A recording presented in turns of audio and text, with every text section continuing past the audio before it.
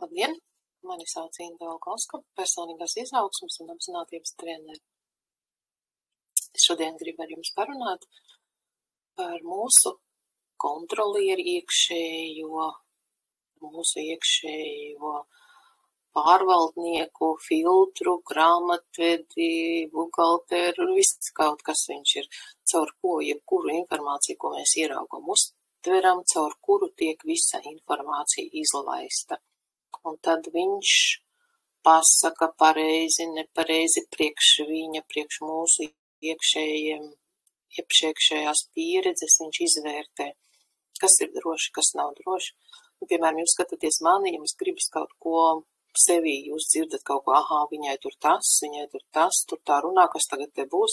Tas jau ir iekšējais kontrolieris, kas spicē ausis, kā iekšējais miesas sargs, kas te notiek, kā viss būs, vai droši, vai nedroši, vai patīk, vai nepatīk, arī izriet no iekšējā kontroliera kritiķa. No tā viss izriet. Kas tad iekšējais kontrolieris ir? Mēs viņu esam pieraduši vēl par ego, vai personību mūsu iekšējā, vai raksturs, vai liktenis, vai kāds cilvēka redzējums, attieksme.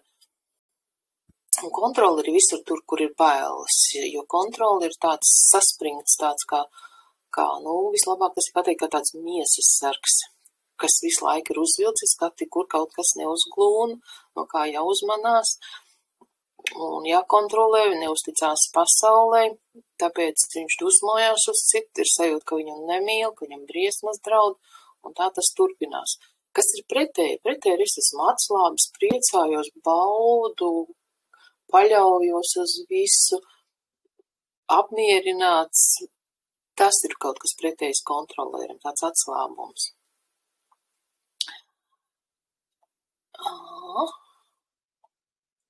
Tātad pārmērīga paškritika, vēl to varētu teikt, un tas ir no mūsu laika galvenajām tādām slimībām. Kāpēc tā paškritika ir? Es tur neiešu, es tur nemāku, es tur nevaru, es ar to netikšu galā. Tāds sirdsapziņa ir pārāk barsks tiesnesis, kas no daudz kā mūs satur. Tā vietā, lai laiku pa laikam mēs virzītos uz kaut ko skaistu, patīkumu, nepatīk iekšēji graužam, bet to mēs reti, kad ievērojam, pārsvarā mēs ievērojam uz āru. Mēs projicējam to uz āru, citi mums nepatīk, ar citiem mēs neesam apmierināti, piekasamies un graužam citus it kā, bet patiesībā arī tas pats notiek pret mums pašiem sevi, mēs to arī vēršam. Nekas nav ideāls, pietiekama labs, nav ņemt tiesības atvaļinājumu, jāstrādā, jāpelna vairāk, nedrīkst atpūsties, relaksēties.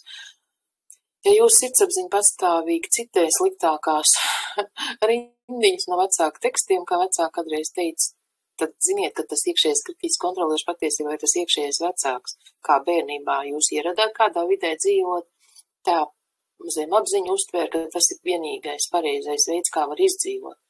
Tāpēc viņa vienmēr patiesībā ļoti pozitīvi rūpējās par mums, bet mēs esam dažkārt jau lieli cilvēki izauguši, bet joprojām bērnu programmas nav atceltas, un tas kritiķis vēl domā, ka mēs esam bērni. Un, lai kaut ko lietas labā darīt, ir jāatrod, jāapzinās un jāizvēlās mainīt pats no tevis reti, kad viņš mainās. Ja jūs visu laiku tāds atslābs priecīgs, tad viņš automātiski varētu pamainīties. Un šīs visas programmas kā tādi ierakstīti fleški, kā tāds algoritms. Tā kādreiz notika, tā norēģēja, un tā arī turpmāk jābūt, jo tas zemapziņas uztvere, zemapziņa mums ir 90% no visu mūsu apzinātības apziņas. Un 5 vai 10 mēs tikai apzināmies.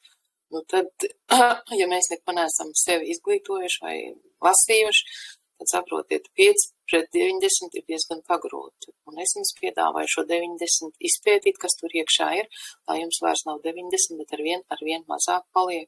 Un jūs esat saimnieks savā dzīvē, rokā ņemat savu stūri un varat to mainīt.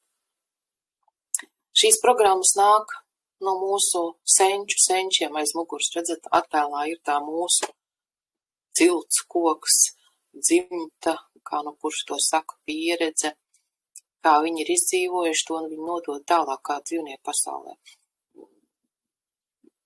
apmāca savus pēctečus, kā var izdzīvot, tā arī mums notiek. Mēs nokopējam.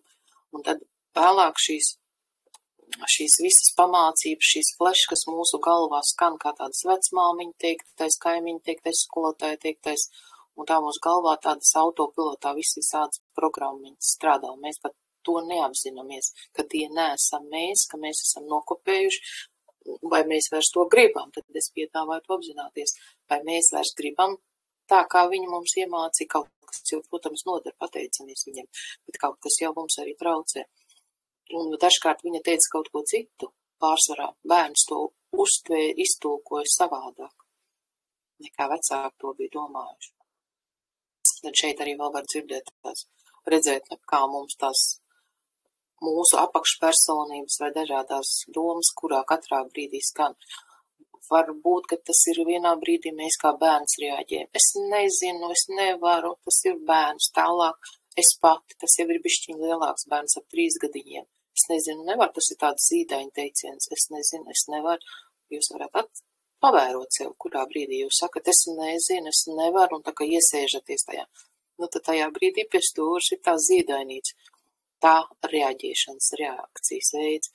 Un kad es saku, es pati, man ļoti pazīstam dzīvē, es pati, man jau cits nevajag, es patāk labāk zinu. Nu, tas tāds 3 gadīgs līdz 6 gadiem tāds bērns tā dara. Un tad ir ļoti grūti dzīvē kaut ko sasniegt, jo virs ir tāds, bez nevienam mēs neko nevaram uzticēties, deliģēt, nu es jau pati labāk un tā tālāk. Vai arī vēlāk ir tāda cita mūsu kāda personības daļa, kas grib labiņš būt, tas ir, ko mēs iemācījāmies kā bērni no 6 līdz 12 gadiem, kad bērni mācīja tā, ka tik neapbižot mammu, tur mamma atstāja bērndārzā, piemēram, bērns uztvēr to, kad mani nemīlu, no maniem grib tikt vaļā, un tad viņš izvēlās tādu stratēģiju, es būšu labiņš, lai tik mamma nāka mani pakaļ, lai tik mamma mani savāc, un tā par dzīvi viņš var iet dzīvē. Es gribu būt labiņš, visiem izdevāt, un tā tērē enerģiju, fokus ir uz citiem, nevis uz sevi. Un tas atkal traucē dzīvē, kur tad es esmu. Un vēl ir tāds pusauģis tīnīši tāds, man ir taisnība, jūs neko nesaprotat, es vislabāk saprotu, kādā brīdī arī tas var izlekt, un ļoti dažādās jomās, vai ģimenē, vai darbā, vai attiecībās, vai kaut kur ar draugiem. Iesaku pavērot, kurš jums kurā brīdī izlec, bet to ir grūti, ja nezinām, neesam ar to nodarbojušies. Tas ir tāds jauns dzīvesveids apzinātībā. Un tad ir tāds līdz 18 veciem tāds jaunietis, kas es visu izmainīšu, visu spēku pilns, un es darīšu tā, kā man patīk, kā vajadzēs, es zinu labāk. Un, piemēram, tā kā sieva tāda ir, es zinu labāk par vīru, un tā tālāk tur arī samainīts lomas ir. Kad sievas neļauj vīriem izpausties, sievas saka, es labāk tāda kontrolētāja. Nu, tas nāk no tādiem kara laikiem, kad vīrieši bija frontē, aizgāja bojā un sievas mātes audzināja ģimenes bērns. Tad viņam arī bija tāda loma, bērni to redzēja, viņi paņem, nu, jā, mamma var iztikt galā. Un tad tas vīrs tā noliek. Es labāk zinu, nu, tad ar tie vīri īpaši neko nedaru. Ja tu labāk zini, tad arī to dari. Vai ar jums tā ir, vai nav? Atzīmējiet sev ķiksīši, sākiet apzināties piedāvājums. Un no kurienes tad mums nāk tais muguras tas viss? Nu, šeit ir tāds koks, dzimtes koks. Mūsu īstā vieta ir, kā mēs parasti zīmējam, te priekšā pie stumbriņa. Tā ir sava vieta mums. Es esmu šeit un tagad, un tad mamma ir, un tad tētis ir bakam. Tas tā mūsu pareizā dzimtes tāds stāvoklis. Un ja mēs gribam mācīt, teiksim, mammu, es kā jaunietis, tas es labāk zinu 18 gados, es takšu pamācīšu to mammu, tad viņš principā nostājās ne savā vietā. Viņš jau tur ir kā mamma savai mammai, kā nevajadzētu būt. Jo tas nozīmē, ka pagriežās nevis koks tīt kā otrādi aug, ja? Bet pēc enerģijas ir šī bilde, kā tas lielais visums izveidojies, lielais sprādziens. Sākās viss no šejienes un enerģija plūst uz priekšu. kad enerģija, kā te nākušā bildē par lielo sprādzienu, plūst uz priekšu, tad ir no tā avota caur vecākiem nāk uz priekšu enerģija, ka tāda upe plūst. Un ja mēs nostājamies, ka mēs mācīsim vecāks, tad mēs principā pret upējam, tad arī viss ir grūti un nevedās tad viegli. Un autopilotā pārsvarā mēs esam kā tādas lellītes. Tās fleškas vecāku programmas, tā kā mūsu raustēši tādiem šņorīšiem, mēs to tā nesaprotam. To sākam saprast tad, kad liekas, es taču visu daru un atkal turpat papli. Es taču visu gribēju mainīt, bet kāpēc man nesanāk? Ko vēl es varu darīt? Bet tās zemapziņas programmas ir stiprākas par mums. Kā šajā bildē, mēs paši ar sevi, kā esam konfliktā, kāda mūsu jaunā daļa grib citādāk, bet tās vecās zemapziņas daļa, tas kontrolēts kritiķis saka pēc pieredzes, nē, tur tā slikti beidzās, tur tā nevar iet, vajag tā kā iezien. Un tad viņš ne tos cilvēkus viņš piesaist tos cilvēkus, ko viņam vajag tā zemapziņa. Kā mēs nesaprotam, kāpēc mēs tos izvēlēmies tos, bet patiesībā zemapziņa dod tāds signāls, kā viņai labāk patīk, kā viņa grib, lai izvēlās. Ļoti labi ar tām apakšpersonībām ir tāds films, ārzemju filmu. Nemācīšu izlasīt. Trillers. Šī multinīte, kur arī varēja tā ļoti labi saprast, kādas tās apakšpersonības, kurā brīdī pie stūras, vai arī Krievu filmu Nastie Sabirīs. Arī ļoti patīk, kā viņi uzņemti, tur tā parāda. Saturs tāds citādāks, bet tas fakts, kā viņi paņem, šeit ir vis tās tā buntinieces, tas maziņais, un tad ir grāmatvede vai tādā citādāk, un tad ir saimniecība, dažādas tur tās apakšpersonības ir. Ir 7 veidi iekšējie kritiķi. Kā tu tiec galā ar savu iekšējo kritiķi? Pavēro, vai tu ievēro, apzinies, zini? Ko es jums ar šo savu lekciju, webināriņu gribu pastāstīt, ka mērķis labāk izprast savu prātu, uzzināt, kā mainīt savus refleksus, tās reakcijas automātiskās autopilotā, lai jūs justos tur, kur jums ir stress, kas jums nepatīk, mierīgāk, laimīgāk, apmierināt, lai jūs savu dzīvi varat mainīt, kā jums gribās. Uzdevums ir izslēgt pogu kontrolēt, ieslēgt pogu atslābt apzinātībā. Mēs visi kādā dzīves posmā saskaramies ar savu iekšējo kritiķi, es pat teiktu tik mirkli, kad mēs esam ar viņu. Tad to kritiķi arī varam to signalizāciju pārstelēt, veco signalizāciju delīt un jauno iestatam, lai viņi mums palīdz atrast to, ko mēs vēlamies, kur mēs vēlamies iet. Kāds tā raksturojums iekšējiem kritiķiem ir? Viņš bieži izraisa kaunsajūtu. Kad jums ir kaunsajūta, tad zināt, ka iekšā tā viena tā apakšpersonība ar to otru ir konfliktā, un tad jums ir tā kaunina. Patiesībā tā ir tāda mamma bijusi, kas kādreiz kaunināja vai skolotāji, un jūs pat nezināt, ka jūs esat nokopējuši sev tā kā sašķēluši tādās divās daļās, un paši ar sevi kaunināt. Mazvērtības sajūta, kad jūtaties, vai zema pašcieņa, depresijas sajūta. To visu panācis ir tas kontrolieris. Tas kontrolieris ir vairāk sev enerģiju paņēmis nekā tā apzinātā daļa. To visu var sesijās redzēt, labi parādīt, lai jūs saprastu, kurā brīdī kurš ir. Tas var radīt šaubas, dēļ tā kontroliera kritiķi par sevi iedragāt pašapziņu. Parasti cilvēkiem ir skarbs iekšējais kritiķis, kas novājina viņu. Iekšējais kritiķis ir tāda skarba balss, doma, salīdzināšana, kas izsaka negatīvus un uz bailēm balstīts apgalvojumus, kas cilvēku notur sāpju vai kaunu slēgtos ciklos. Un šī balss patstāvīgi saka, jūs neesat ideāls, tu neesi ideāls, tu nevar iet, tur bišķi jāpielabo, tur resniņš, tur tieviņš, tur krunciņš, tur tas uz plastiskām operācijām ejam, kaut ko pumpējam, kaut ko krāsojam, vai šopingā kaut ko pērkam, tur un pērkam, un apmierinājums ir ļoti īslaicīgs, tad pēc brīža atkal vajag kaut ko uzlabot, jo prātā, ja ir šis kritiķis pie stūras, ilgs apmierinājums nekad nebūs. Tikai tad, kad jūs esat pie stūras apzinātībā un mainat to signalizāciju. Būtībā iekšējais kritiķis ir dažādu psihiskas daļu rupors tāds.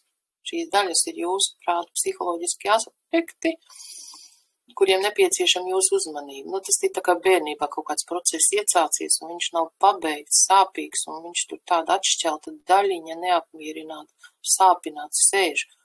Un, kad viņu ierauga ievērojam sesijās, tikšanās, tad viņš tiek dziedināts, ieraudzīts, atzīmēts, ņemts vērā, samīļots, un viņš izaug. Un tad mums šis kritiķis jau ir mazāks, maigāks. Kas mums traucē justies brīvi, rīkoties spontāni un izjust jūtu pilnību? Iekšējais kontrolieris rūpīgi uzrāk, lai tas nenotiktu. Izzināsim to šodien, jo apzināsimies pa solīti. Kā notiek? Nu, ir kāds notikums, situācija, tu pieņemsim satiekat suni. Tāds vieglāk varam saprast, jūs satiekat suni, un tālāk, kas notiek? Tas kritiķis izlaiž caur saviem algoritmiem, kur jums kādreiz kādas saskari ir bijuši. Kāds tad nu tas suns ir, viņš tagad novērtē. Nu, viņi parasti vērtē plus vai mīnus, balts vai melns. Vidusdaļa tāda retāks, tāda neitrāla situācija, kaut gan visam vajadzētu būt diezgan neitrālam. Pēc enerģija, pēc savas būtības ir neitrāla.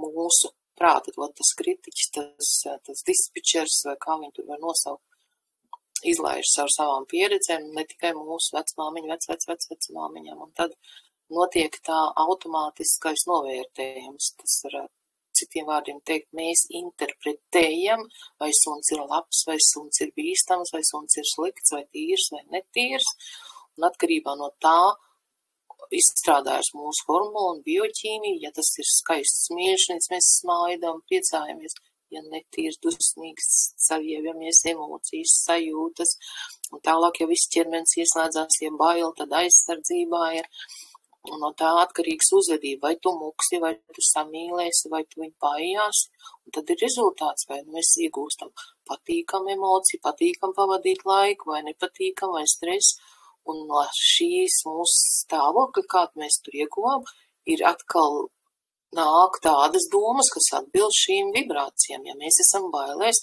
tad nāks domas ilgu laiku diezgan vēl tādas bailīgas. Jo patiesībā, kas ir bailes? 80% tās ir izdomātas galvā domās. Patiesībā tie, no kā vajadzētu baidīties, nu, teiksim, tas suns ar tiem atņirktiem zobiem reta, kad mums stāv blakus. Tanī brīdī jāmūk, jādara, ko var, jā. Bet pat mēs jau domās izcilām 101 reizi ar tiem suņiem satiekamies, un tur arī ķermenis nesaprot, vai patiesībā mums tās bailes, vai mēs tikai domās viņas maļā. Un iedomājieties, dienās 60 000 domas caur mūsu galvu izskrien. Kādas viņas ir? Vai jūs esat pavērojuši? Vai jūs esat... Kā tas notiek?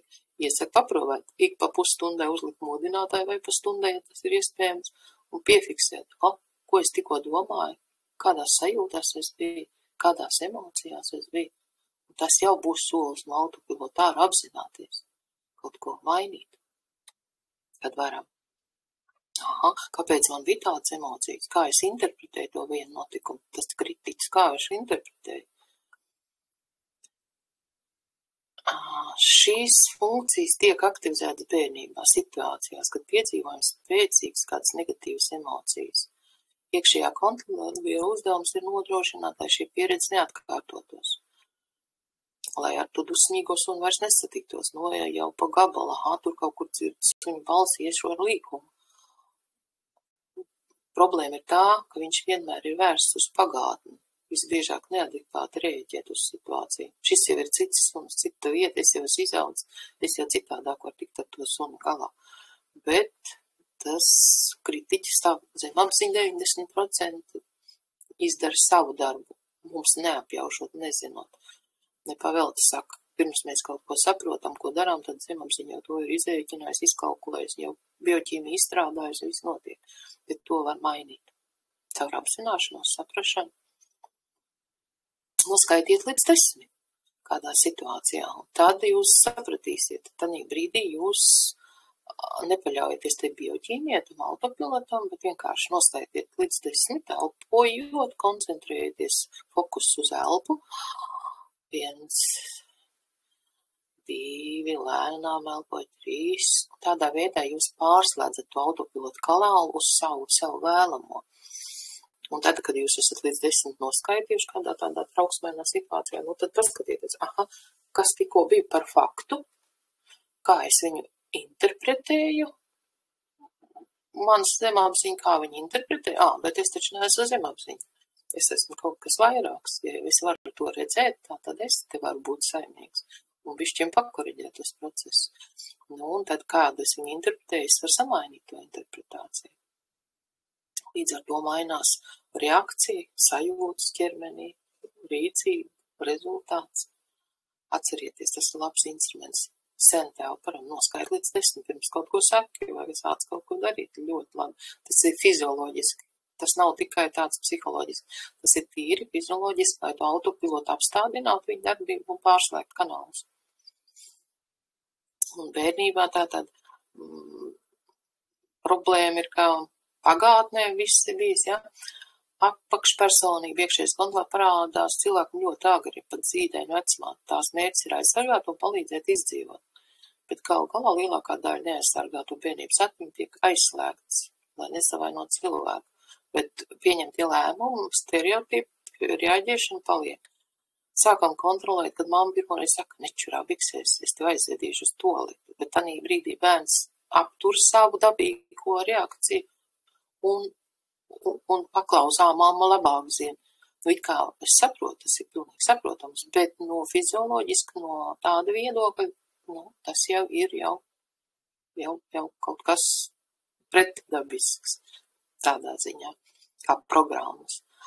Nekā peļķies, tu saslapinās kājas, atkal mamma labāk zina, mamma noteicēja, nevis es. Un tā vietā, lai baudītu vai čurāt savam priekam, tu ieslēdz savu darīt tā un tad, kad citi grib, kad pareizi, kad nepareizi. Tā jau ir stratēģija. Nepārprotiet mani, es nesaku, ka nevajag čurāt to lete, bet no kurienes tas nāk, es jums vienkārši stāstu. Viss tu vairs neesi tu. Tu šobrīd pārstāj darīt, ko vēlies. Tu sāc kontrolēt sevi. Neuzskat, ka kontroli ir pilnībā jāizslēdz, ka tas ir ļaunums, pret kuru jācīnās ar visdrastiskākajām metodēm. Nē, tā tas nav, bet apzināties to vajag. Nevajag čurāt biksēs, neslapināt kājas, kad neļauj to, kad nav silti laiks un tā tālāk. Tas tevi neiepriecinās, kad augstā laikā saslapinās. Bet apzināties to. Es vēlos, lai jūs varētu čurāt un lēkāt pa peļķiem, kad gribat to darīt. Tā ir pareizā atbilde. Es gribu, es kontrolēju, es gribu un es nekontrolēju. Vot kur tas jautājums. Apzināties, kad es kontrolēju vai es nekontrolēju. Vai jums ir kontakts? Uzdevums ir izslēgt pogu kontroli un ieslēgt pogu relaks, apzinātību, saprast. Pēc psihoterapeita Džeja Erlija un Bonijas Veisas domām pastāv 7 iekšējie kritiķu veidi, ko viņi saka, kā psihologs, kas palīdz cilvēkam izmantot savu iedzīto spēku. Esmu redzējis, ka tad, kad cilvēki var atklāt, kurš iekšējais kritiķis viņu saturu, kļūst vieglāk atpazīt balsis, tās apakšpersonības galvā, kad tās rodās un sveicināt to ar līdzjūtību, sapratni. Mērķis ir, lai labāk izpautu savu prātu un uzzināt, kā mainīt savas reflekses, reakcijas uz apzinātu rīcību. Lai jūs tur uzturat vairāk mierīgs, lai jūs varat stingri identificēties ar vienu iekšējo tādu apzinātības realistiķi. Vai arī jūs varat atklāt, ka jūs rezonējat ar vairākiem dažādiem veidiem. Nu, tad iepazīsimies ar šiem kritiķiem, lai jums labāk saprast. Perfekcionists. Šāda veida iekšējais kritiķis vienmēr noteiks jums neticami augstu, bieži vien neiespējams standarts. Visam jābūt vietā, visam jābūt, jūs teiksiet, nu kā pat tā nav, nu kaut kur tas tā ir, bet kaut kur jau tas pārto par paranoju. Šī iekšējā kritiķa tēma vienmēr ir par pilnību. Piemēram, prasība pēc izcilības varbūt saistība ar jūsu darbu, izskatu vai attiecībām. Pēc šī iekšējā kritiķa domām jūs, ja tu neizdari visu perfekti, tad tu neiederties. Tas nozīmē, ka jūs var nosodīt, tas ir zemapziņas tādā izpratnē, vai noraidīt. Būtībā šis iekšējais kritiķis mēģina jūs apkaunot, šenčoties, pasargāt sevi no sevis. Lai cik pretrunīgi tas neizklausītos, visi iekšie kritiķi patiesībā cenšas jūs pasargāt no psiholoģiskiem vai emocionāliem draudiem. Izpratne, kāpēc tas tā ir nākotnes pozitīva pārmaiņa atslēga.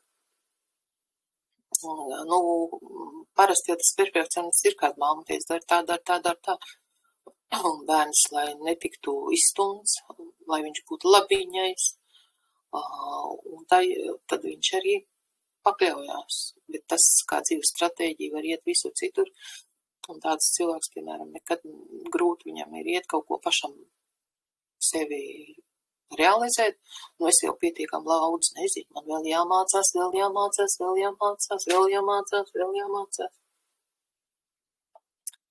Iekšējais kontrolieris tāds globāli ir kritiķis skarba apsūdzošs balss, kas koncentrējās uz jūsu impulsu kontroli. Jūsu impulsi var būt no ēdiena līdz seksuālai dzīvei. Šī iekšējā kritiķa bailes ir tādas, ka jūs jau kurā brīdī varat zaudēt kontroli, tāpēc jums ir jākontrolē sava uzvedība, lai jūs izskatītos kā kārtīgs cilvēks. Nu, te ir jautājums, kurš ir kārtīgs, kādas tās normas ir. Vai mūs grib padarīt par paklausīgiem pilsoņiem, vai mūs grib, lai mēs esam talantīgi, atvērti. Šeit ir jautājums. Uzdevuma meistars tāds kritiķis, caur kuru prizmu jūs sev varbūt ierobežēt, pavērojot. Šis iekšējais kritiķis ir apņēmies likt jums strādāt pēc iespējas vairāk. Jābūt tur, jādara tos obligāti pienākas tā mērķis ir panākumu par katru cenu.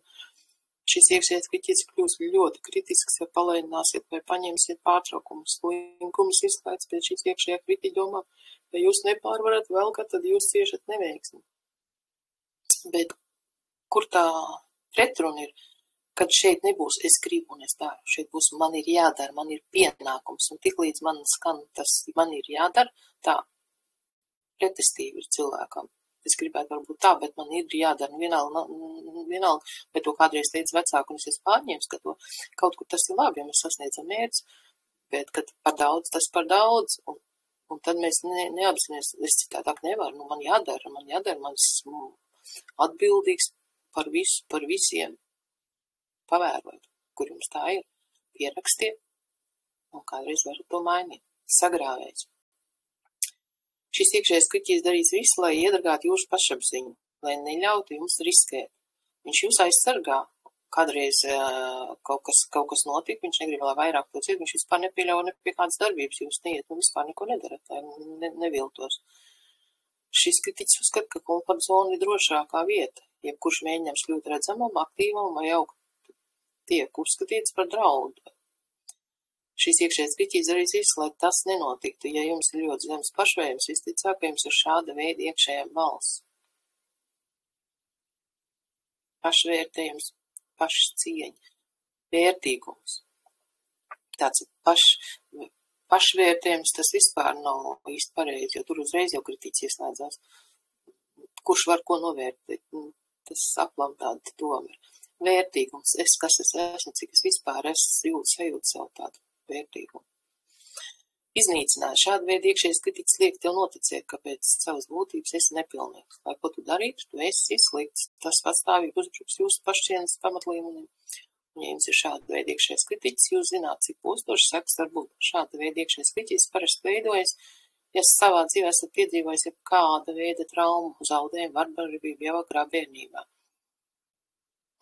Arī, piemēram, kad brāļi vecāki vai kas ir bieži, un tas tur izcilāks sportists, un tu viņu sev salīdzina, vai vecāki tev ar viņu salīdzināja, un tad uz tā arī var būt tāds izveidojies tāds, es jau neesmu nekas, var cits to tev kādreiz būt bijis teicis, tu uz kaut kādu fonu var būt aplami piefiksējis kā bērns, un tad arī tāds izveidojās. Tad ir vēl tāds atgādinātājs, tāds aspekts, kā var teikt, kritiķa veids. Šis iekšējais kritiķis pie katras idejas piesaugs pagātni, viņš paudīs aizvainojumu, nespēs piedot ne tev, ne citiem grūtos pārdzīvojumos, kas varētu būt izraisījuši sāpes. Viņš uzskata, lai pagātni neatkārtos, tas jums pastāvīgi jāatgādina. Nē, tur, un kā pagājušreiz tev tur tas beidzās? Ja tu tur ies, tad atkal slikti beigsies. Tāds. Viņš jau it kā labu grib, bet mēs esam izauguši no bērnu Un pieaugušie jau citādāk, citos apstākļos reaģē. Tur jau tā sauc programmas bērnu palikušas. Visiem jautājums, cik lielā mērā un kādā veidā, cik lielā tas mums traucē. Mēs sev paši traucējam. Tur jau tā lieta, ka tās ir mūsu visas daļas, gan tas kritīts, gan tas, tad ja mēs sevi kritizējam, mēs sev sažņaudzam, šī ir mūsu viena roka, kritiķis sevi sažņaudzam, tādu maziņu. Un tad šis maziņais nekur negrib iet. Bet patiesībā, ja mēs viņus apvienojam, nav tāds kritiķis, redzat, cik daudz enerģiju parodās un atvērtība ir. Konformists. Šāda veida iekšējais kritiķis centīsies panākt, lai jūs atbilstu sociālajiem vai ģimenes standartiem, lai jūs būtu pieprasīts un mīlēts. Ja jūs nedaudz novirzāties no ceļa, jums būs kauns, kā jūs šūpojat savu laivu ģimenes reputāciju. Ja jūs neatbilstat standartiem, jūs riskējat tikt izraidīts, un bērnam tas ir līdzvērtīgs nāvei. Tāds instinkts mūsos ir, ka vieni neizdzīvoja. Mēs tomēr esam sociāls būtni. Lai cik pretrunīgi tas izklausās, visi iekšēji kritiķi patiesībā cenšas jūs pasargāt no psiholoģiskiem vai emocionāliem draudiem. Izpratne, kāpēc tas ir tā, ir nākotnes pozitīva pārmaiņa atslēga. Atcerieties, sapratne. Tas ir gan process, gan prakse, nevis galvenmērķis. Tātad es jums stāstu, lai jūs zinātu, saprastu, apzinātos, atpazītu, mainītu. Šie visi ir tie soļi, ko es daru ar sevi, lai es tieku te 90% zem apzinājos, jo arī tāda pat daudz, kur bija sevi bremzējoši, satraucoši. Relaksācija ir bīstama. Atslābināties nozīmē zaudēt kontroli. Cikiem no jums tas ir pazīstams? Kad cilvēks aizbrauc atvaļinājumā, nemaz nespēj atpūsties. Nav tik viegli tad izslēgt to kontroli. Tāpēc cilvēkiem ir ļoti grūti atpūst tādējā vārdi zemapziņu pasargā. Patiesībā cilvēks savulaik pats veido šo stratēģiju vingrinājumi, stratēģijas atrašanai, kurā cilvēks nolēma visu kontrolēt. Jāmeklē pārliecības vai tādi neapzinātie, nekorektie lēmumi pieņemtie. Mēģiniet turpināt teikumu un vērojiet savus sajūtas ķermenī, kādas emocijas, kādas domas izlien, vai kaut kur sažņaudzas, vai kaut kur iedurās, vai kaut kur viss. Tas, kas ķermenī sažņaudzas, iedurās vai kaut kas, tas ir visdziļākajā zemapziņas līmenī, kas ir tas noteicējs. Ja es zaudēšu kontroli, tad var notikt, kas turpiniet automātiski teikumu. Ja es zaudēšu kontroli, tad var notikt, vai tad notiks tas, un pierakstiet. Ja es zaudēšu kontroli, tad es zaudēšu ko? Turpiniet teikumu. Ja visi ir jūs bremzējošie tā. Kaut kādā mērā arī kādreiz viņi stimulē, bet kādā brīdī viņi sāks jums traucēt, jo jūs paši sev liekat sprunguļus pieķos riteni, vai viņš braukt uz priekšu. Brīvi, skaisti. Ja es zaudēju kontroli, es iegūšu ko? Lokalizējiet šo stāvokli organismā, jo vairāk detaļu, jo labāk.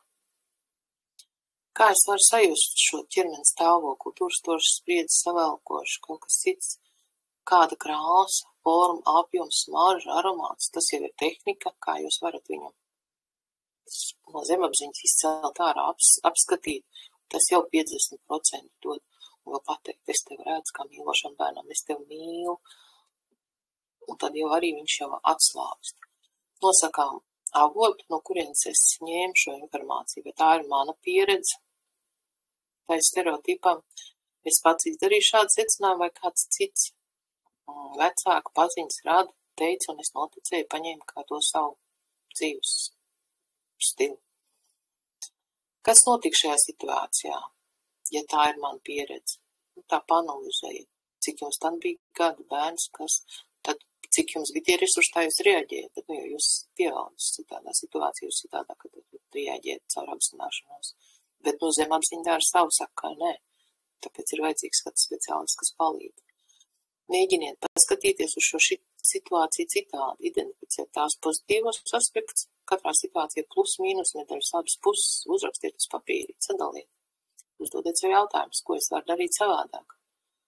Vai man apmierina rezultāts, vai es gribu tā turpināt, ja nē, tad ko es varu darīt savādāk. ko es varu mācīties no situācijas un pateikt, es esmu jau izaudzis, paldies, tas man palīdzēja izdzīvot, tagad es izvēlos citu un uzrakstiet, kā jūs gribētu mainīt šo sapratni, izpratni, interpretāciju. Ja tā nav mana pieredze, atdodiet pieredzi tās īpašniekam. Kā dāvana, iedomājieties, paldies, mamma, tas ir tavs, es tev atgriežu. Tev tas palīdzēja izdzīvot, man arī kādu laiku, bet man tas traucē. Vai tev ir vietā kaut kas priekš manis? Un ja tur ir tīri labi, tā nav pārāk tradiģiski tā lieta, tad jau mamma parasti kaut ko iedod. Vai mīlestību, vai puķīti, vai ko. Ja jums tas patīk, tad saņemiet, ņemiet pretī, ja liekat savu ķermeni. Tā arī metāli. Jo nav nepieciešams izdot kādu citu pieredzi, tas tā saucamās skatīties caur mammas, caur tēti, caur vecmāmiņas brillēm uz dzīvi. Tad citreiz jaunas sievietes 18, 19 gadiem jau baidās, ka nesatiek dzērāju vai kaut ko tādu. Patiesībā tas ir mammas brilles, mammas skatījums. Es jau vēl nekādu neesmu satikusi, bet ja es baidos satikt, tad tajā brīdī es neesmu es, tad es esmu tās mammas uzvalciņu, redzējumu, dzīves stilu uzlikus un jau piesaistu. Ja es baidos, to es arī parādu un piesaistu. Ja tu baidies, tad zemapziņa tev sagādās tādu situāciju, lai tev ir iemesls baidīties. Kā burvju džinām pasūtījums izdarīts, ja tu baidies, tad tu dabūsi. Bet ja tu priecīgs atvērts, tad zemapziņa tev piedāvās prieks un atvērtību. Jūs gaidāt, jūsu dzīves ceļš un jūsu brīnišķīgā pieredze ir jūsu rokās izvēlēties. Ko tu saprati? Kādas atziņas, apzināšanos guvi no šī vingrinājuma? Uzraksti, pieraksti. Kāda veida iekšējais balss tevī runā? Vai pierakstīji, vai saprati? Kā pieradināt, transformēt nežēlīgo iekšējo kritiķi? Kas jums jāzina? Lai mīlētu sevi vēl vairāk. Lielāko daļu no mums patstāvīgi vajag domā, kas neesmu pietiekami labs, kopā ar trauksmu, viltvāru sindromu, kontrolieris izveido negatīvu prognozi un rūpējas, lai tā neatkārtoties. To var īpaši izjust kā viltvāru sindromu. Svarīgi, ka prāta atribūts, ko sauc par sirdsapziņu, nenogurstoši atgādina mums, kas ir labs, kas ir slikts, un tas jau ir dualitāte. Paprobējiet neitrāli skatīties. Ja tas labs slikts, tas ir, kas vienam labs, tas otram slikts, gan jau jūs zināt. Papildinot iedzimtos priekšstats par atšķirības starp labo un ļaudu audzināšanas attieksmēm. Jūs sirdsapziņu kontrolē, lai cik labi jūs veicat savu darbu, pienākumus, sociālos noteikumus, vienlaikus regulēt jūsu vēlmes un apetīti. Iekšējais kontrolieris izvērta darbu, ieguldījumu pūliņu, salīdzinot tos ar ļaušanos atpūtai, kaisli un apmierinājumiem. Sirdsapziņa nekad nesnauž regulāri, paziņojot jums, kad esat pietiekami flirtējis, izspēlējis muļķi vai iztērējis pietiekami daudz naudas, un tad sākās pašpārmetumi. Pārmērīgi paškritika ir viena mūsu laika galvenajām tādām sevis sažņaušana, enerģijas tērēšanam pašam pret sevi. Sesijās es ļoti labi to redzu, ka cilvēkā palicis vairs 10% un pārējais 90% ir pret sevi. Un, kad to pamainām, to 90% iegūstam sev. Tos var teikt tāds ēnas mūsu puses, neapzināti tāda. Tātad piedāvājums griezties pie speciālistiem vai pie manis, lai jūs varat to savu spēku sev atgriezt. Nevis pret sev, bet sev labāk darīt. Atdalīt vai pārvaldīt. Pirmais tāds solis ceļā uz iekšējo harmoniju ir apzināties, ka drāma notiek tikai prātā, kur neviens neliedz noteikt jauns noteikums, mainīt to interpretāciju, un tad arī viss mainās. Jo, kā mēs zinām, mēs pat neredzam bildi priekšā, viss notiek mūsu smadzenēs apstrādājas, ko mēs dzirdam, kaut kādu signālu impulsu mēs saņemam, bet iekšā smadzenēs, galvā, prātā, viss pārstrādājas, bet atkarībā no tiem kritiķiem pieredzes, viņš to informāciju uztver tā, kā viņš grib. nepavēlts, katram ir cits skatījums, cits redzējums. Mēs visi esam unikāli, jo mums iekšā ir tie mūsu filtri, tās mūsu brilles rozā, vai katram savas individuālās, ar ko mēs dzīvi uztveram. Ja es apzināmies, ka tā drāma tikai un vienīgi ir mūsu galvā, un tikai vienīgi no mums ir atkarīgs, kā mēs interpretējam, kā mēs uz notikumiem skatāmies, no tā ir atkarīgi, kāda ir mūsu dzīve. Ja mēs pesimisti, tad dzīve būs pesimistiski, ja optimistiski, tad dzīve ir optimistiski. Otrais solis svarīgākais ir iemācīties distancēties no šī kritiķa. Caur to paskatīšanos uz sevi no malas. Iedomājieties, ka jūs braucat pie stūras, 100% uzmanīgi, jūs esat visi pie stūras, visi uzmanīgi, tur, bet jūs jau kādā brīdī varat tā kā blakus sēdēklī domās nosēsties, es apstīšos, kā es tagad braucu, vai es taisni sēžu, vai man stūra ir uz rokām, vai es visu redzu, tas ir tāds no malas tāds novērotājs, tāds transcendentāls stāvoklis, metapozīcija. Tāds jaunas savas šķautnes veidošana, izaudzināšana. Iedomājieties, ka šis ir atsevišķi ļoti spītīgs raksturs, kas prātā ir reģistrēts kā radinieks. Kādu viņam zinām iemeslu dēļ šis stingrais skolotājs nekodīgs pret jums, pastāvīgi cenšas jūs satraukt vai pievilkt šis kritiķis. Bet, lai kā viņš centos, nevajag viņam uzticēties, jo viņš neesitu tie fleškas programmas kādreiz bērnībā piedzīvot situācijas, kas ir piefiksēts kā notikumu, kā palaisa stratēģija. Tāpēc tas neesi tu. Tu esi tas, kas to tagad ir ieraug, novērot, apzināšanās. Pieaudzis cilvēks.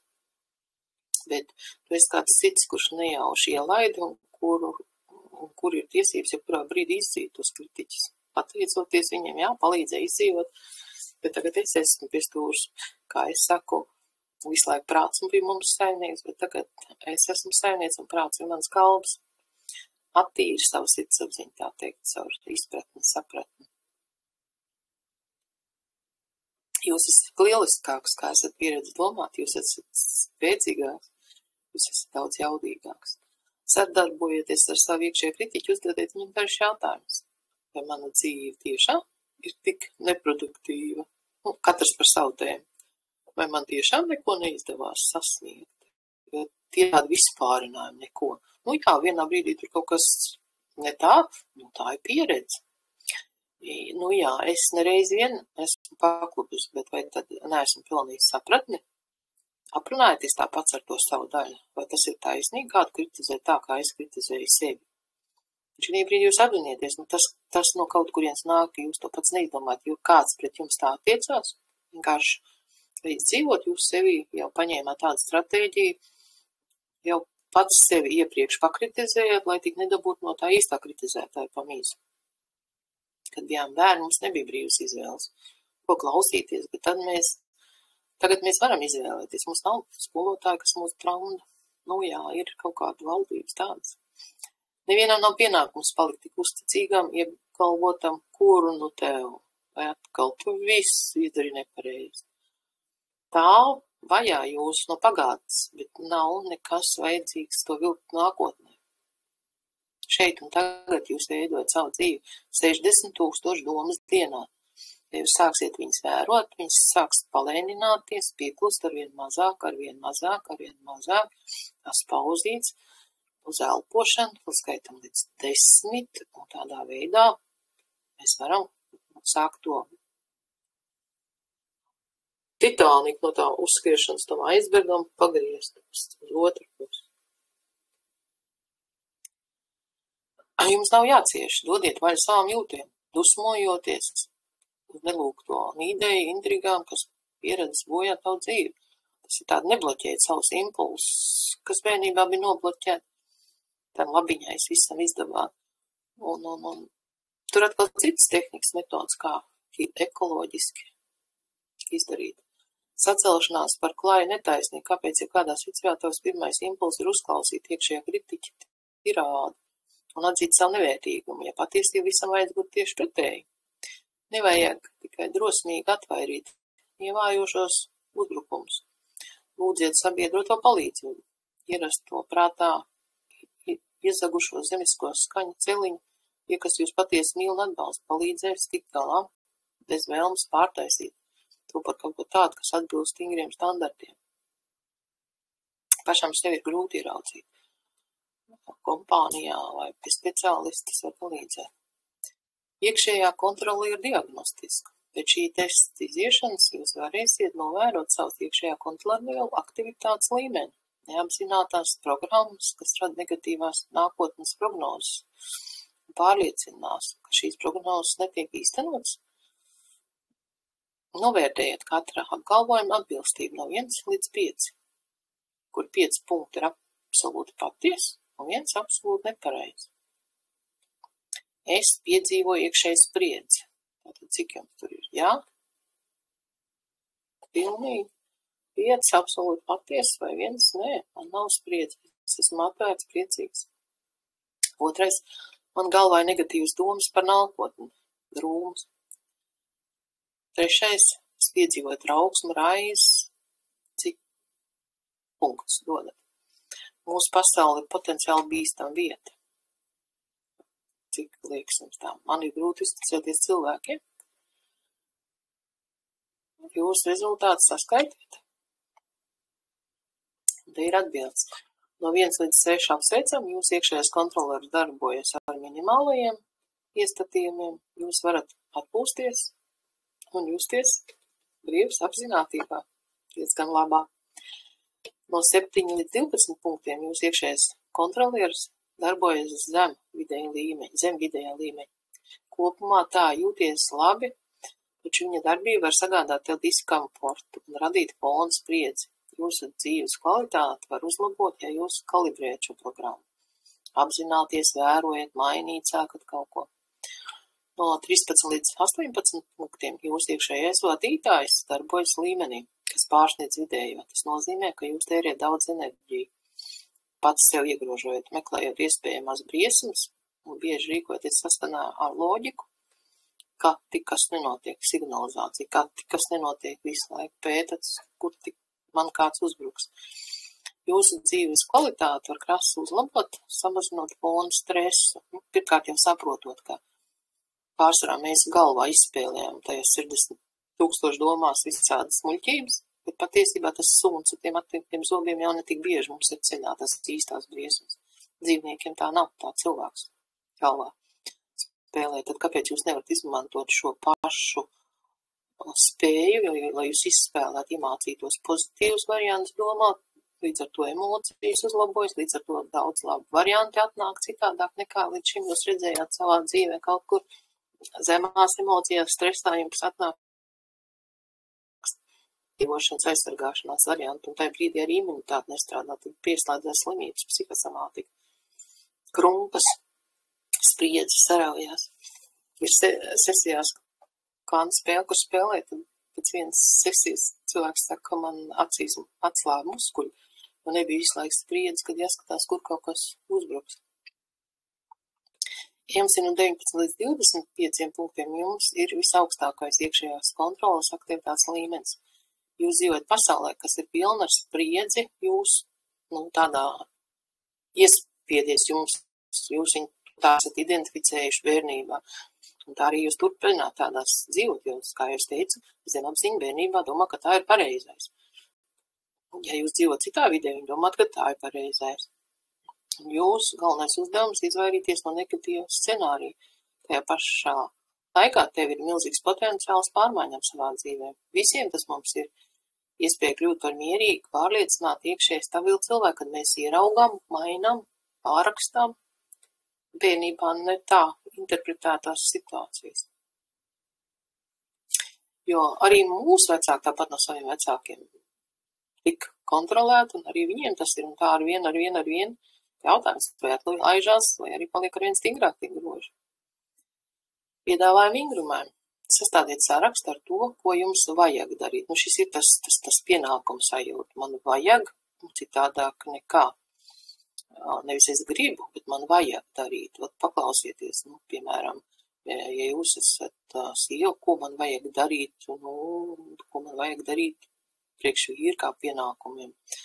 Vai priekš bērniem, vai vecākiem, vai karjeru, mājai, tad ņemiet vērā, ka jūsu stāvoklis ļoti drīz mainīsies. Ķermenī būs liels spriedzi, ka jūs sāksiet rakstīt tos vajag. Jo pie katra vajag ķermenis sasprindinās. Tā kā jūs rakstat, jā, nevis man vajag tīrīt māju, bet to pašu var uzrakstīt, es gribu dzīvot tīrā istabā. Un tāpēc es sakārtošu istabu. Pajūtiet, sajūtiet atšķirību. Vai jums bija vajag, un kad jūs tagad gribat. It kā darbs tas pats, bet jūs no citas puses pieiet un uzreiz citas sajūtas. Katru dienu iekšējais kontrolieris pārauga, lai mēs darītu daudz lietas. Līdz vakaram mēs jau kļūstam pārguruši no tā, kad tas vajag, tā pieskaņa vajag. Bet ja mēs esam atvērti un gribu, tad uzreiz cita enerģija. Termiņa spriedze parasti ir lokalizēta noteiktās vietās. Patstāvīgs spriedze vienā vietā krājas gadiem ilgi, kas tad novest pie nepatīkamām sekām, psihosomātikas slimībām, sažņauktiem muskuļiem, nerīnko asinsritu, apetīti, nav pabarotas šūnas tur. Tas notiek tā, absolūti vesels cilvēks, nekad nav bijis pie ārstiem, un tad pēkšņi sirds trieka, ja kaut kas cits tāds ir. Mēs ticams, ka jūs spēsiet ar to tikt galā viens pats. Labs palīgs ķermenis sasniedzamam likvidēšanu, būs kontakts ar neaizsargāto bērnu atmiņu daļu iekšējo bērnu. Jūs esat dzirdējis ļoti labi, man kvantu spēles ir iekšējo bērnu, iekšējā pieaugušā, iekšējā mūsu mamma, teica, kā mums ieraksties, kā viņi dzīvoja, kā viņi reaģēja. Ar 7 sesijām to var izmainīt. Saprast, kur tie gļuki ir, un tad atliek vēl jaunos iemaņas, pielietot dzīvē, reaģēt pa citam, kamēr tas kļūst par stabilām iemaņām. Pēc šī personības daļa sniedz spontānu relaksāciju, radošu un dzīves pasaules pieņemšanu tādu, kā tā ir. Apzinoties savas personības daļas, spējot ar tādu runāt, ir ārkārtīgi labvēlīgi ietekmi uz veselību. Terapijas rezultātā personība tiek atjaunāta un piepildīta ar iztrūkstošiem pretējiem stāvokļiem. Apakšpersonības psiholoģijas izpēte palīdz atrisināt daudz dzīves problēmas un psihosomātikas. Tā mēs bērnībā sašķēlāmies, es un tā iekšējā mamma, kas kādreiz kaut ko teica, nedara, un lai mēs nedabūtu pamīzi, mēs jau sevi izveidojam tādu iekšējā mammu. Es tas, kas grib iet un darīt, un es tas, kas sev bremzēja. Un, kad to ieraugām, mēs atslābināmies, mainamies, apstākļi ir mainījušies, citi apstākļi, un līdz ar to atbrīvojas enerģija. Viegli. Neveselīgs kontrolieris, kāpēc tik bieži tiek teikts, ka kontrolē nozīmē nevajadzīgs spriedzi, tā kā ir bīstam notiekošo nepieciešams atlaist akceptēt arī iekšēji. Kā vienmēr tas viss ir saistīts ar mēru izjūtu. Sākotnējā kontrolas funkcija ir kalpošana, lai mūs pasargātu kādā bērnības tur situācijā. Problēmas sāks, ja viņi sagrāb var un sagrāb var pārsvarā. Cik veselie cilvēki jau nenāk sesijām, konsultācijām. Bet cik nāk, tie viss ir pārņemta autopilotā, ka tā zemapziņa 90% pār mums valda. Mēs paši pret sevi nostājamies, paši sevi ierobežojam. Tātad pārmērīgi iekšējā kontrola rada spriedzi, neļauj atslābināties pat uz minūti. Mēs nedodam sev tiesības kļūdīties, mēs patstāvīgi pārbaudām, vēlreiz pārbaudām savu rīcību.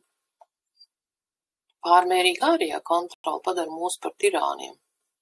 Mēs sākam kādu cits kontrolēt, provocēt cits vai no mums izvairīties, vai arī nemitīgi nevilkt atbildību par visu, kas ar mums notiek uz citiem, tad mēs arī atdodam spēku savu citiem, padarām citas notiecējas par mums. Kā pārmērīga vai nepietiekama kontrola ir saistīta ar trauksmi? Pārmērīgas kontrolas iemesls parasti ir neusticināšanās pasaulē un sev. Un bieži pārmērīgas kontrolas paudonis ir spēcīga trauksme. Tieši to cilvēks cenšas kompensēt, patstāvīgi pārbaudot visu. Kontrole daļēji atrisina problēmu, it kā konkrētā brīdī tas ir kompensācijas mehānisms. Kārtējo reizi pārliecinoties, ka viss ir vairāk vai mazāk kārtīgi, cilvēks nomierinās līdz nākamajai panikas laikmei. Bet vispārējā patstāvīgā nemieru sajūta nepāriet, jo tāds ir dzīves stils, stereotips, tāds ir paņemts kā programma, to var mainīt. Un, protams, tas īpaši labi neietekmē mūsu raksturu veselību vispārējo stāvokli. mūsu rezultāts. Nevēlēšanās kaut ko kontrolēt dīvainā kārtā var būt saistīta ar neuzticību arī. Cilvēks tik ļoti netic savām spējām kaut ko mainīt, ka labprātāk izlīksies, ka nevēlās. Viņš šķietam viegli skatījās uz savu dzīvi, taču šis vieglums arī nav īsts. Patiesībā cilvēks vienmēr nolaida rokas, tas ir pretējs kaut kas kontrolībā, nekontrolēt vispār neko. Visam ir sava mēra un robeža. Pēc kā var pateikt, ja jūs dzīvē viss apmierina, viss ir kārtībā. Ja jūs dzīvē kaut kur kaut kas neapmierina, tur ir cēloņi, meklējam šajā kontrolē kritiķi. Atbildības jomas katram mums ir sava atbildības joma, tas ir joma, kurā mēs varam kaut ko mainīt. Un tur kontrolu saprātīgos daudzumus ir piemērot un pat nepieciešama, bet iekšējā esošā nemiera sajūta liek mums kontrolēt arī to, ko kopumā neskar mūs vai kas no mums nav atkarīgs. Piemēram, laikapstākļi šķendējamies priekš kam, vai mēs to mainām, nē, ko tajā brīdī izjūtam, vismaz, vai satraukumu, vai saraujamies paši sev tajā brīdī traucējam energoplūsmu savā ķermenī. Es jums došu piemēru, mēs varam mēģināt kontrolēt savu uzvedību, iesaistīties personības izaugsmē, mācīties, bet mēs nevaram piespiest kādu citu to darīt. Mūsu atbildības joma esam mēs paši, kā arī mūsu bērni, kamēr viņi ir maziņi. Daudzi no mums to patstāvīgi aizmirst, cenšoties uzlabot savus vīrus, radus, vecāku draugus, un tad mēs nostājamies nevis savā vietā, kur ir mūsu loma, sievai kā sieva, vīrs, bet tad mēs nostājamies vai nu vīram kā māte, vai priekšniekam kā vēl augstāks priekšnieks, un arī kolēģi darbā tātad. Turklāt kontroli liek uzņemties pārāk liek atbildību tur, kur tā sākotnēji nav definēta pēc noteikumiem, ka nav, piemēram, jaunā koprojektā. Cilvēks, kurš cenšas visu kontrolēt, centīsies uzzvilkt visus pavadienus sev, visu atbildību pārvaldīt, pārklaudēt. Tas noved tik pie tā, kā viņš ir pārslogots, bet arī pie nelīdzsvarotības darbā un pat pie riska, ka pasākums neizdosies. Kas ir veselīga kontrole? Tā attiecas uz kaut ko, kas patiešām ir atkarīgs no jums. Tā, kā jūs teicat, 100%, kā jūs interpretējat, tas ir atkarīgs no jums. Un tikai no jums. Jūs nekontrolējat laika apstākļus, bet jūs ziņā ir ērģēties. Tu nevari piespiest vīrieti tevi mīlēt, bet tu vari strādāt ar attiecībām no savas puses. Visbeidzot, jūs nepiespiediesiet cilvēku izturēties tā, kā jūs vēlaties, bet varat mainīt savas domas un pavērot, kāda bija pirms tam jūsu interpretācija, kādas emocijas un kas izsauc tās sekas. Jau viņa uzvedība liek jums ciest. To var un vajag kontrolēt, rūpēties, un tas nesīs laimi. Kontrolēt vairāk ir caur apzināšanos, saprašanu, izprašanu.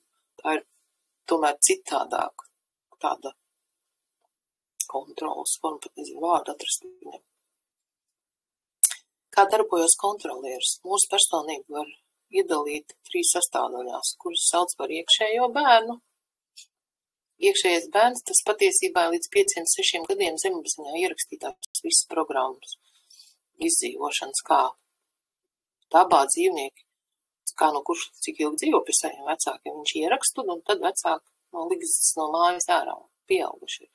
Un tā mums līdz 5-6 gadiem mēs jau esam visu kā bērni nokopējuši, kā mēs savā ģimenē redzējām, kā viņi izdzīvoja. Pats galvenais dzīve ir izdzīvot, kā izdzīvoja, tā arī viņi uztur kā arī pareizi.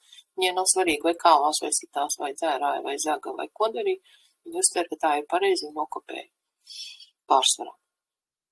Var jau kaut kas nāk no vecākiem, vecākiem no kaut kādas citas puses arī, kurām ir tādu. Un tad ir iekšējo vecāku, kas ir tas, kā mēs redzējām, kā pret mums attiecās. Tā mēs pret sevi jau sadalījām tādās 2 daļās. Es, un tas iekšējais vecāks, vai tētis, vai mamma, vai abi. Un dažkārt mamma saka tā, un tētis saka tā. Un tad bērns vispār nesaprot, vai nu tā, vai nu tā. Gadījums, kad vienai sievietei mamma bija tāds, teiksim, fabrikā strādāt darba brūcis un tāds, tēvs mākslinieks. Tad viņš sēž uz dīvāna, viņš kaut ko izdara tur un kaut ko nedara, un viņi nesaprot, kad viņi aiziet darbā, viņi nedēļu pastrādā, viņi nevar pastrādāt, viņi gribas atkal uz dīvāna sēdēt 1 nedēļu, viņa kā mamma, 1 nedēļu, viņa kā tētis, un nesaprot, kas ar viņu notiek. pat ar sevi viņi netiek galā. Es gribu tā, ko tad es galu galā gribu? Un iekšējais tāds pieaugušais, tas reālākais ir pieaugušais, tas tāds, kas reāli domā. Tāds vecāks ir tāds pamācošs, tāds viedais, tāds vecmāmiņa, vectētiņš tāds. Kas es labāk zinu, kā ir, neskatās uz faktiem, vai ko, bet es labāk zinu, kā vajag. Katrs no viņiem pilda savu lomu katrā brīdī, kad mēs ejam izklaidēties, tad labi palaistu iekšējo bērnu, iet, priecāties un baudīt. Bet, kad mēs ejam tur uz pārunām vai kārtot darīšanas, tad tu iekšējo pieaugušo laižam. Ja mēs sēžam kaut ko analizējam, tad jau var arī to vecāku to viedokli palaist pie teikšanas. Bērns ir atbildīgs par vēlmēm, radošanu, dzīves prieku, spontanitāti. Pieaugušais plāno, sarunā, strukturē, strādā ar visu tiek galā.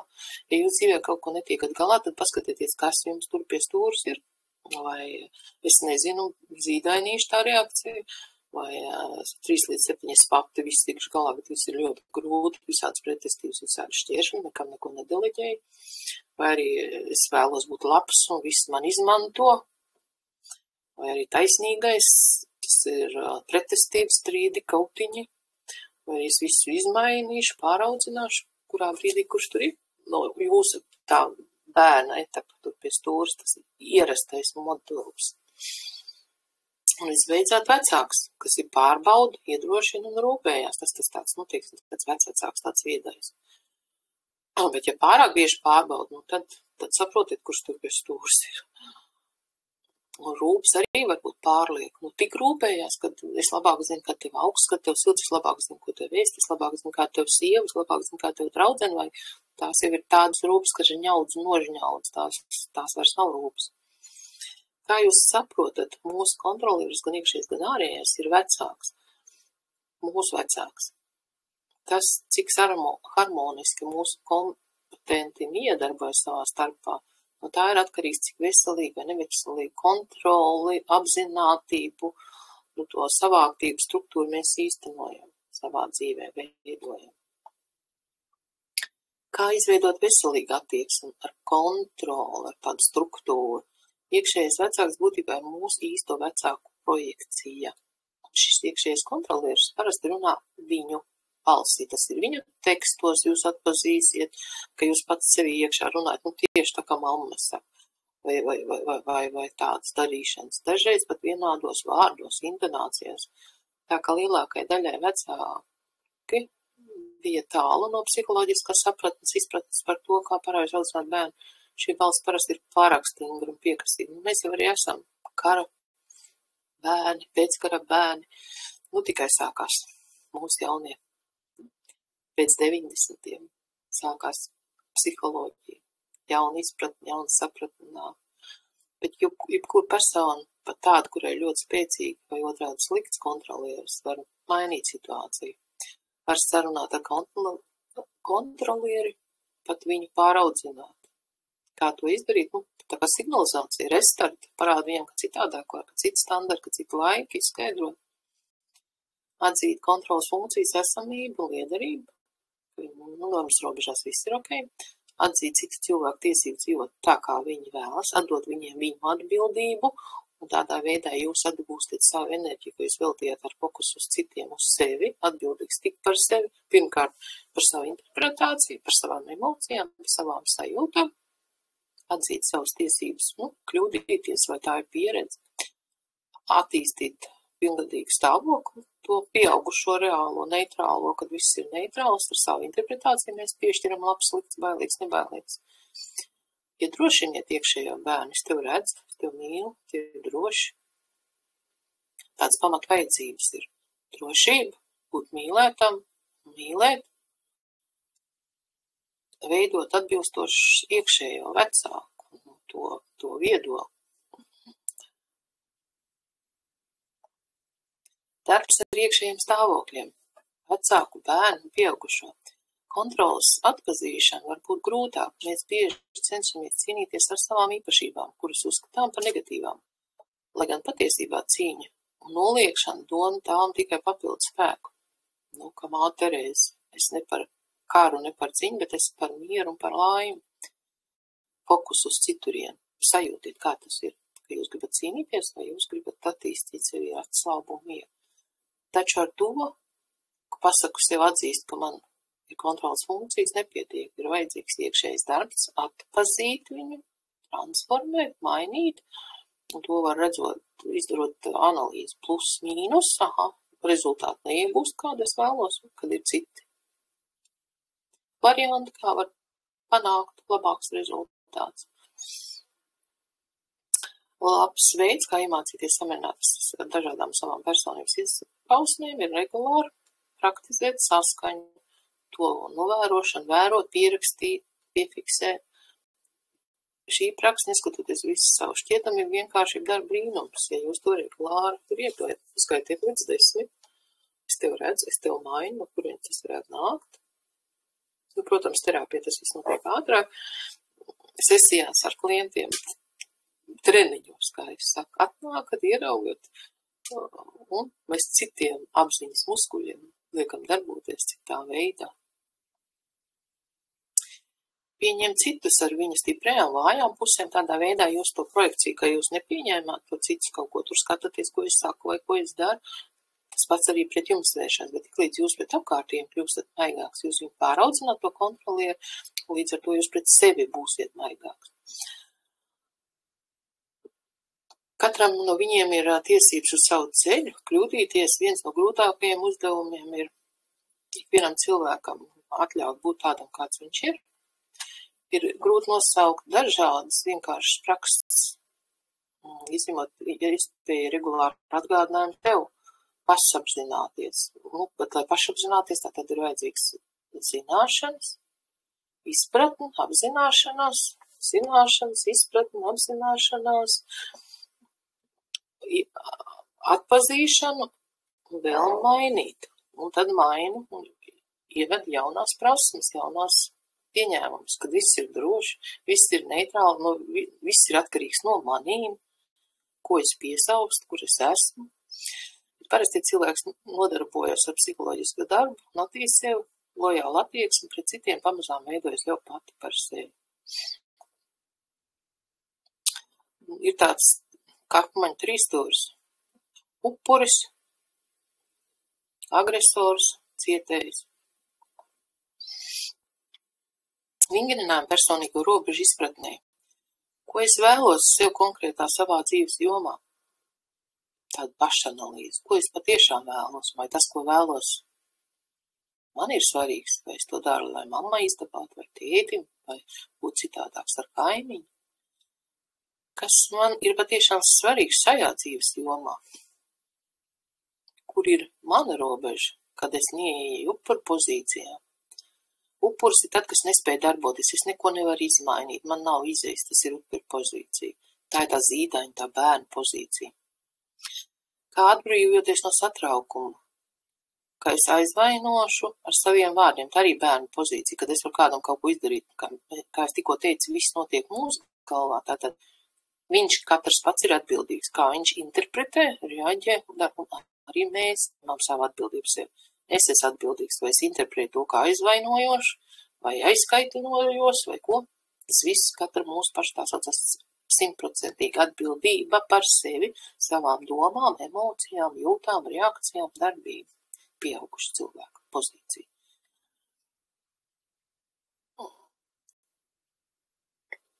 Kā atbrīvoties no satraukuma, vai es aizvainošu saviem vārdiem. Kā arī es rīkošos, ja cilvēki mani gadījumā patiešām aizvaino. Tad arī jautājums, ko es pirms tam darīju, ka es uzprasījos uz tādu aizvainošanu. Kas ir aizvainošana? Tas ir atkal tāds bērnībā iemācīts pašapraksts. Piemēram, es esmu slikta, kaut kur bērnībā sev pieņem, ka es esmu slikts bērns, un tā es augu un es aizmirstu nomainīt, un es vienmēr lokas, ka es esmu slikts, un tad, ja kurš atgādinās, apstiprinās to, kā džins, ja tu gribi būt slikta, tad arī zemapziņa tev piesaistīs tāds cilvēks, kas tev var izvainot un kaut ko pateikt tādu, tur arī 100% atbildība. Vai arī tādā ģimenes lokā, kad es ar viņu padalos ar to, kas man ir svarīgi, bet vienmēr caur tādu saucamo es ziņojumu. Nevis tu man aizskaitināji, bet kad tu to pateici, es jūtos tā un šitā. vienmēr caur es formu. Nevis vainojam citu, atdodam spēku citam, bet caur es formu. Es jūtos tā, un tādā veidā es ņemu to savu spēku sev, un ja es tā jūtos, es to arī izmainīju. Te ir tas spēks. Ko es darīšu, ja šis cilvēks man ļoti tuvs? Kurā brīdī sākšu apliecināt savu personīgās robežas? Kā es viņu aizstāvēšu savas robežas sev? Iznīcinoša kritikas pazīmes. Kritika balstās uz subjektīviem spriedumiem. Kritika nenorāda uz konkrētiem trūkumiem. Katram mums savs kritiķis, savu mērs, kas vienam patīk, otram nepatīk, kas vienam slikts, tas otram labi. Kritiķis izteikumi pievērš situācijas notikums, kas nav saistīta ar kritiku. Kritiķis ir kategorisks vienmēr, tāds teiciens, vispārinājums vienmēr. Nevis kaut kad, bet vienmēr, nekad tie tādi vispārinājumi. Un līdz ar to zemapziņu pavisam pārklāju. Tu esi kā parasti. Tas arī tāds vispārinājums. Ja jau tā, tad nav ko censties zemapziņu sāk. Kritika ir vērsta uz cilvēku kopumā. Kāpēc ir tik grūti pateikt nē? Ja jūs baidāties kādā izvainot, tie ir tas labiņais bērnu pozīcija, bet ir svarīgi saprast, ka nevar būt labs visiem. Jūs neesat nauda, lai izpatikt visiem, tik un tā nevar iepriecināt visus. Tāpēc ir pienācis laiks sāk domāt par sevi, apzināties. Tātad bēbīšu teiciens, es nezinu, kā varēšu, nevarēšu, man nesanāks, es neesmu cienīgs. Tālāk līdz 6 gadiem es pati, un tā tālāk, kā mēs iepriekš runājām, kā es teicu.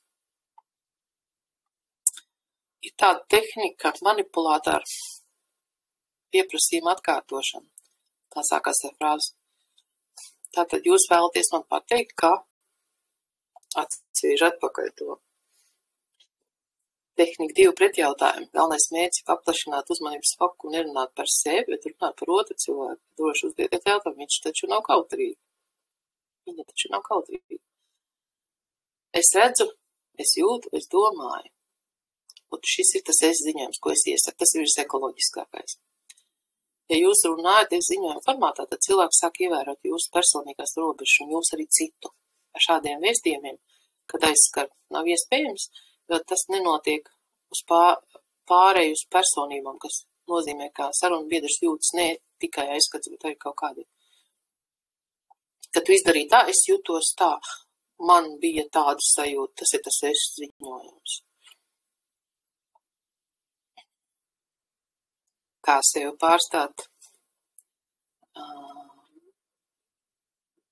sajusties tādam maziņam niecīgam. Redz suns, viņš liels, bet tas sev redz spoguli maziņu. Tas ir kā kaķis, kas sevi redz kā tīģeri. Vēl tāds diagnostisks vingrinājums. Vai jums liekas, ka jūsu vecāki pieprasa vai pieprasīja, kad jūs iestājaties pilngadībā vairāk uzmanības sev, nekā jūs to brīdi variet veltīt? Un tas jūs atturēja. Tie arī tās lomas samainītas. Vecākiem ir jāpalaiž 18-gadīgi bērni savā dzīvē, jo viņiem veidojas sava līgsta.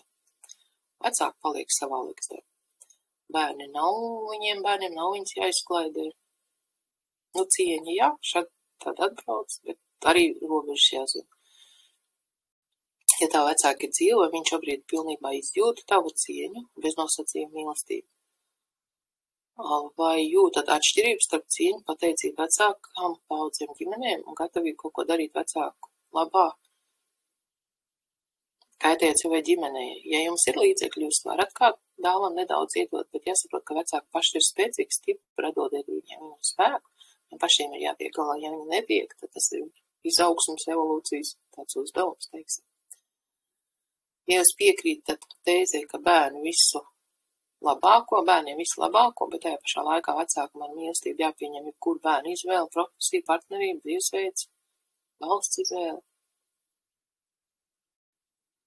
Kā vecāks saka, es saviem bērniem vēl visu to labāko, un tāpēc tur neļaušu, tur nelaidīšu, tad nedarīšu.